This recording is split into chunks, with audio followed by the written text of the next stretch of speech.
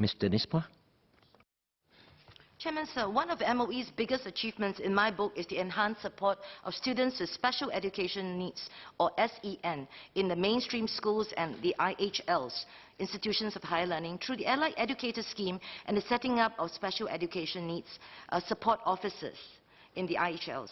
As a volunteer, I've met many SEN professionals from primary to higher education. Many are very dedicated and put their hearts into helping their students with SEN. They are critical to ensure that our education system is an inclusive one. There are, however, challenges faced in this relatively new education support space. First, on challenges in the mainstream primary and secondary schools. Student outcomes. As much of the focus in mainstream school is on completing the academic curriculum, important non-academic life skills required for students with SEN, like social relationship skills and daily independent living skills, are either not covered or placed at low priority. When these foundations are not set, deficits in such skills are highly likely to present themselves as problems in higher education or at work. The capacity of AEDs, allied educators, is also a challenge. The number of allied educators are grossly insufficient, with an average of 1 to 2 in all primary schools. Many secondary schools do not even have any allied educators. Besides capacity, there's a need to systematically raise the capability and the skills of the AEDs, as the range of needs are diverse, covering various forms of disabilities, requiring various types and degree of support. Capability of educators in general, the teachers, is also a challenge. These teachers might generally have an awareness of special needs education, but are usually not skilled enough in mainstream schools to handle such cases. Although a whole school approach for SEN support is set to be adopted in the mainstream schools, the implementation leaves much room to improve.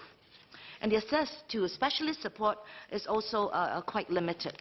Next, challenges in SEN support in the IHLs. The challenges are shared in primary schools and secondary schools are multiplied in the higher institutions, as the SEN support system is relatively new and the IHLs tend to be more autonomous. Not all of them view SEN to be of priority. Some may even view it to be not integral to their mission.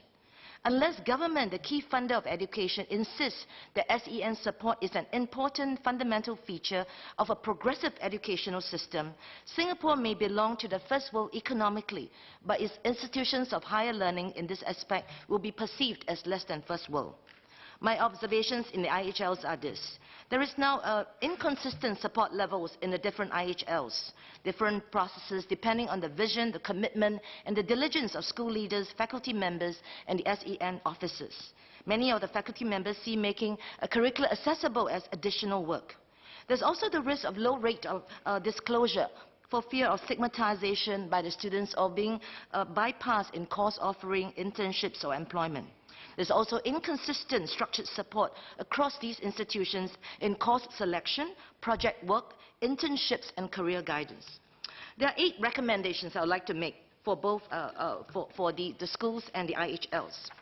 First, adopt a system that ensures a structured whole school, whole institution approach with ownership and responsibility from school leaders to all educators and faculty members to allied educators and the SNOs to parents and students. Make it clear. Raise the capacity and recruit more AEDs and the officers, special needs officers in each education institution. Raise capability by ensuring a skills-based training roadmap for all target groups to deepen their needed capabilities. Increase availability and access to more specialist support from MOE and disability VWOs. And especially for the IHL, set up a support function at the MOE level to ensure the proper resourcing and the support of these students. This function should look at the sharing of resources and best practices across all the institutions. And most important of all, MOE should actively seek out schools and institutions who are inclusive and doing good work in this area. Recognize and reward them generously. Ms. Phua, I'm afraid you've got to convey the rest of the points to Minister of Education and encourage directly. more people to join this league. Thank you.